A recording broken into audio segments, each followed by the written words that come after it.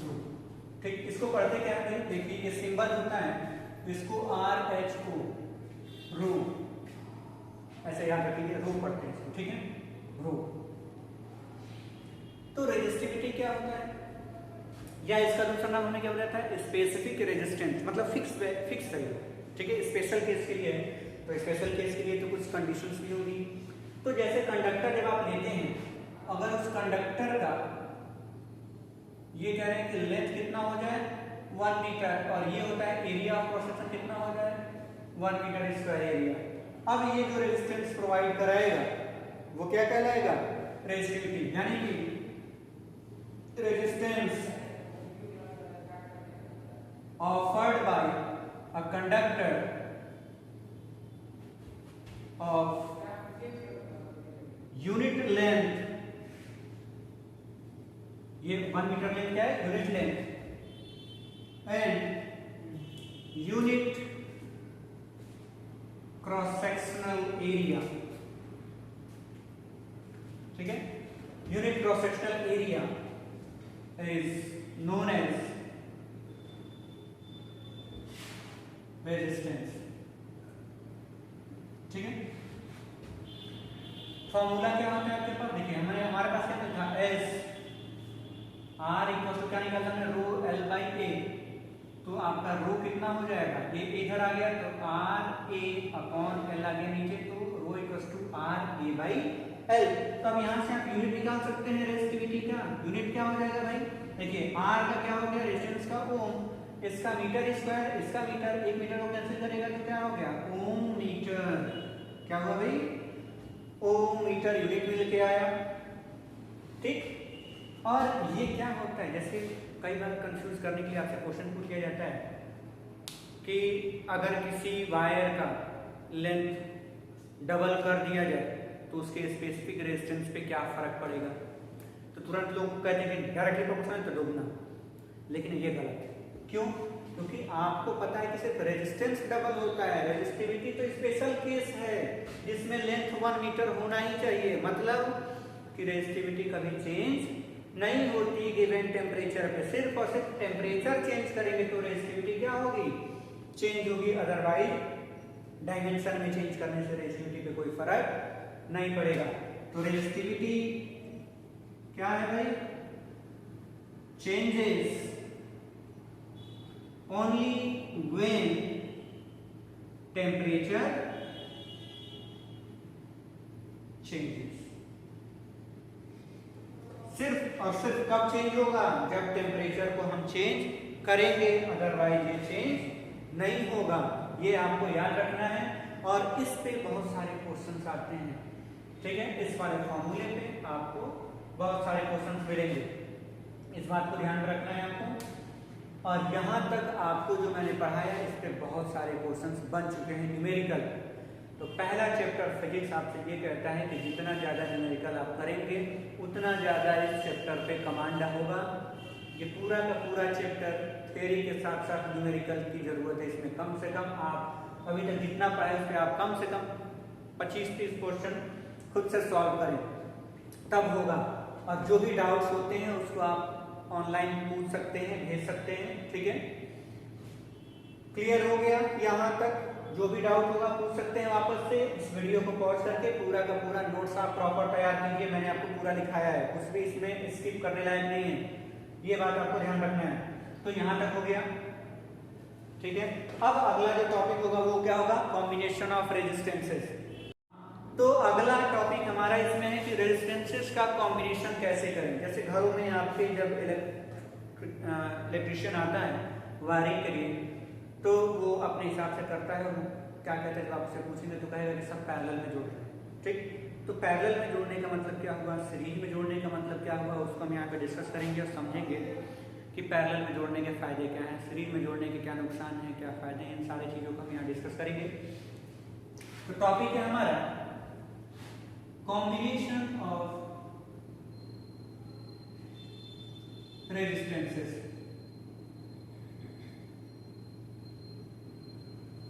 Resistance का combination कैसे होगा समझिए।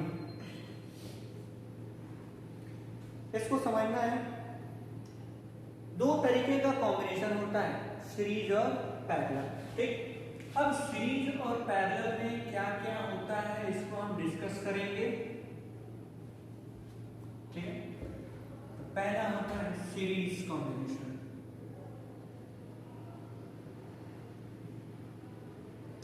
दूसरा होता है पैरेलल कॉम्बिनेशन।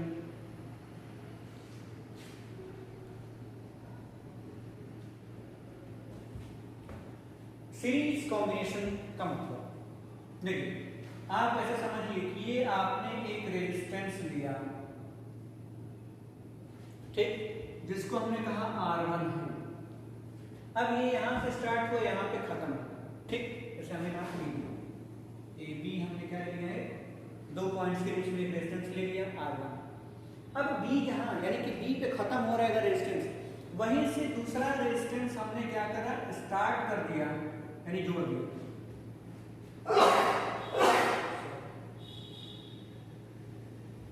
ठीक है, तो दूसरा रेजिस्टेंस हमारा जोड़ दिया हमने R2।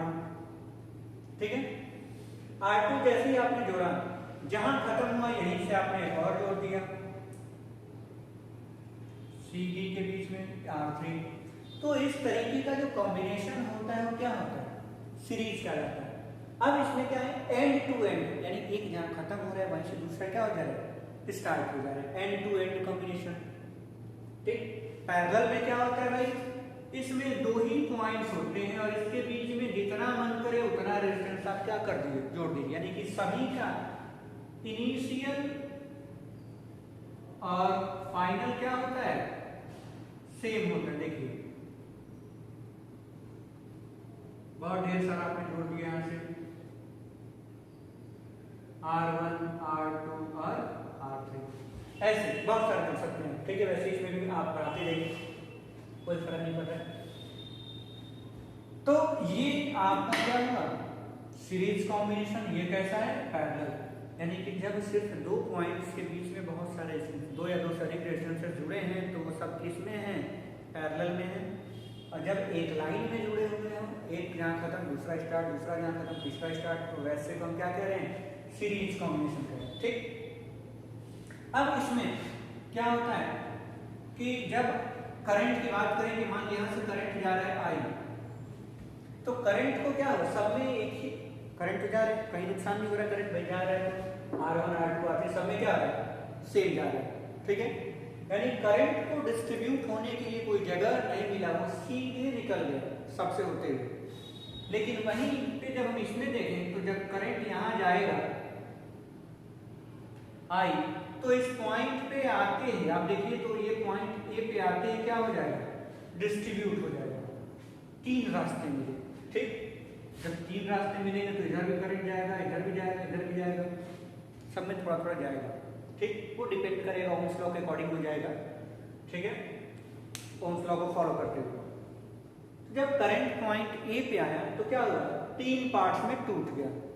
ठीक, तो जब अलग अलग रास्तों पे करंट टूटने लगे तो क्या कर रहे हैं, पैरेलल, और फिर तीनों यहाँ आकर के क्या हो रहा है, मिल जाएगा, फिर यहाँ से करंट I निकल जाएगा। ठीक, देखिए ये करंट तीनों से निकल गया, सीधे कहीं डिस्ट्रीब्यूट नहीं हुआ, यहाँ जब डिस्ट्रीब्यूट हुआ, यानी कि जब करंट का डिस्ट्रीब्यूशन होने लगे तो मतलब कैसा कॉम्बिनेशन, पैरेलल, और जब करंट का डिस्ट्रीब्यूशन नहीं हो रहा है तो कैसा कनेक्शन, सीरीज। तो इसमें अगर बात करें सीरीज में तो कनेक्शन कैसा होता है, एंड टू एंड कनेक्शन होता है। ठीक है, और इसमें क्या होता है, करंट की वैल्यू क्या होती है, सब में सेम होता है।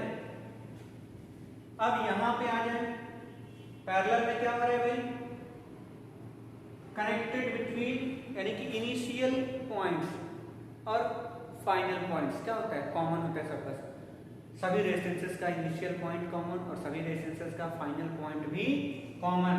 तो क्या कर सकते हैं, common initial point and common final point या टर्मिनल पॉइंट, कुछ भी कर सकते हैं आप। ठीक है, कॉमन टर्मिनल पॉइंट। ठीक है, क्लियर हुआ। अब इसमें देखिए करंट क्या हो रहा है, डिस्ट्रीब्यूट हो रहा है, यानी करंट सब में क्या हो रहा है, अलग अलग जाएगा according to the resistances. Current क्या हो गया इसमें, डिफरेंट हो गया। ठीक, अब करंट ओम्स लॉ के अकॉर्डिंग क्या होता है, V इक्वल्स टू IR। जब I सेम है, रेजिस्टेंस अलग हो गया तो वोल्टेज क्या हो गया, अलग होगा ना भाई, आपको ये पता है ना, V इक्वल्स टू IR।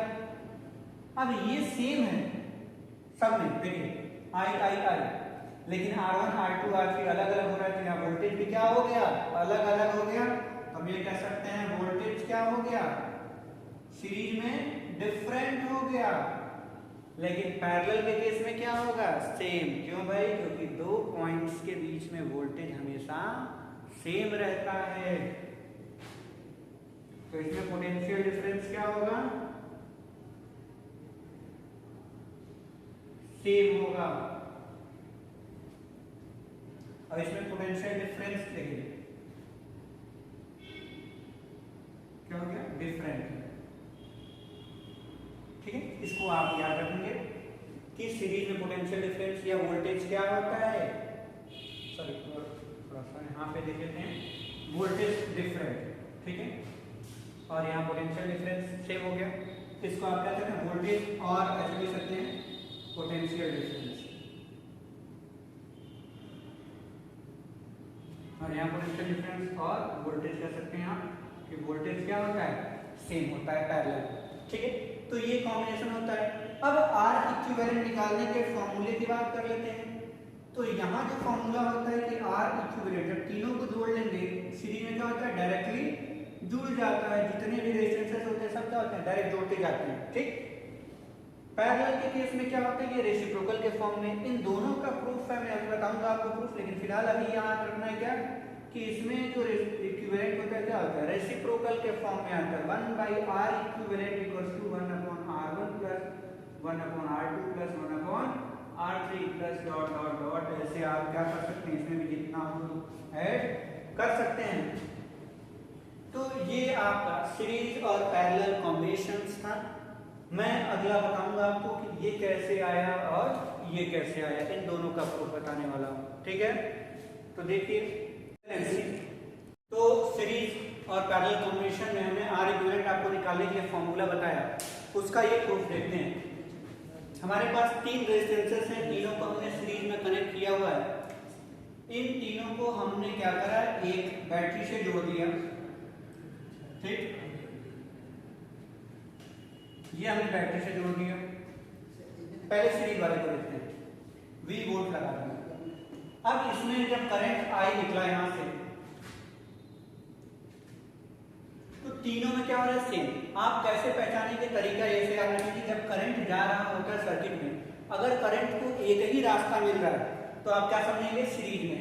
और जहां करंट को एक से अधिक रास्ते, यानी जिस पॉइंट से करंट को अलग अलग रास्ते मिलना शुरू हो जाए, मतलब वो सर्किट क्या हो जाएगा, पैरेलल। ये पहचानने का बेसिक तरीका है। तो जब करंट जा रहा है इसमें, तो ओम्स लॉ के अकॉर्डिंग देखिए, इस वाले रेजिस्टेंस में रेजिस्टेंस R1 है, करंट गया I, तो आपको वोल्टेज कुछ मिला होगा, हमने यहाँ नाम दे दिया, क्या वोल्टेज जो मिला V1, कितना मिला होगा, IR1। उसी तरीके से अगर यहाँ जाए तो यहाँ वोल्टेज कितना हो जाएगा, I इंटू R2, तो यहाँ हमने कहा उसको कितना कह दिया, V2। I R2 को क्या कह रहे हैं, V2। आगे जा रहे हैं तो करंट I गया, रेजिस्टेंस कितना है, R3, तो I R3 मिला वोल्टेज, यानी इसको हमने कह दिया V3। अब देखिए होता क्या है, जितना भी हमने सोर्स लगाया है उससे ज्यादा का लॉस यहाँ पे नहीं हो सकता, यानी जितना एनर्जी आपके पास है उतना ही तो कंजप्शन भी होगा। तो अगर आपने V वोल्टेज दिया तो V1 और V2 और V3 के फॉर्म में क्या हो गया, वो यूज हो गया। ठीक, तो हम ये कह सकते हैं कि V जो है वो तीनों के सम के बराबर है। ठीक भाई, जितना आपने दिया उतना इन्हें लिया, तो V क्या हो गया, V1 V2 और V3 के सम के बराबर हो गया। अब यहाँ देखिए, तो एक ओम्स लॉ के according according to Ohm's law V equals to क्या होता है, IR होता है। अब यहाँ चले जाइए, V1 सर्किट से क्या मिला था आपको, I इंटू R1, तो आपने लिखा IR1। ठीक, फिर V2 के लिए क्या लिखेंगे भाई, I इंटू R2, और V3 के लिए I इंटू R3। बात समझ में? सब कुछ डायग्राम में दिख रहा है, आपको अलग से कुछ रटने की जरूरत नहीं है। आप ओम्स लॉ को याद रखिए, वही बेसिक है, यहाँ हमने अप्लाई करा। अब इन तीनों में कॉमन क्या दिख रहा है? आई। तो आपने क्या करा, यहाँ से आई कॉमन ले लिया, बच गया क्या? R1 plus R2 plus R3। ठीक। अब ये जो आई था ये पूरे सर्किट का था, इट मींस ये जो रेजिस्टेंस होगा क्या होगा? पूरे सर्किट का होगा, इसलिए हम इसको क्या कह देते हैं? ये क्या है आपका? R इक्विवेलेंट है, टोटल रेजिस्टेंस जिसको आप कहते हैं। तो यहां से I क्या हो गया? कैंसिल हो गया, बच क्या गया? R इक्विवेलेंट या R टोटल जो आपको मिला कितना मिला? R1 plus R2 plus R3, यानी कि तीनों रेजिस्टेंसेस को जोड़ने के बाद जो मिला वो क्या हो गया आपका? R equivalent. ठीक है, समझ में आया फॉर्मूला कहां से है? बिल्कुल सर्किट दिख रहा है आपको। अब आ जाइए पैरेलल कॉम्बिनेशन पे, इसको भी क्या कर दीजिए? एक बैटरी से जोड़ दीजिए आप। ठीक,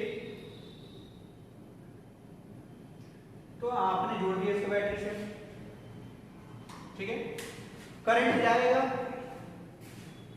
इस पॉइंट ए पे, जैसे ही पहुंचेंगे यहां क्या दिखाई देगा कि करंट तीन हिस्सों में टूट रहा है भाई। इन तीनों क्या हो गए? पैरेलल। करंट जितने रास्तों पे टूट रहा है उतने पैरेलल पाथ आपको मिलेंगे, ये कॉन्सेप्ट बना के रखिए। करंट नहीं टूट रहा है मतलब सभी क्या है? सीरीज में है, एक रास्ता मतलब सीरीज।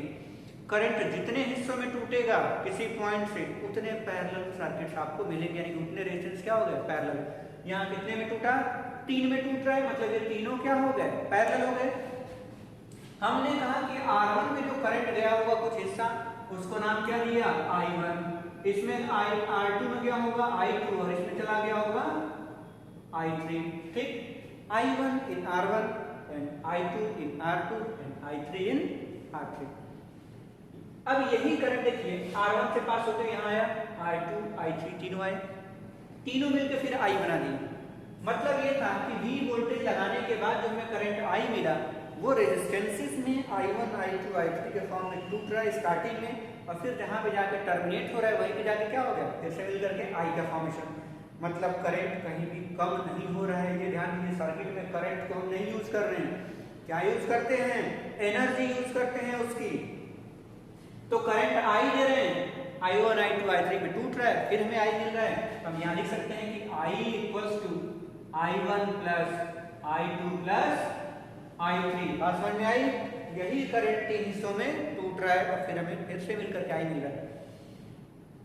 अब according to Ohm's law I equals to क्या हो जाएगा? V अपॉन R होगा। फॉर्मूले के अकॉर्डिंग जाए तो V अपॉन R।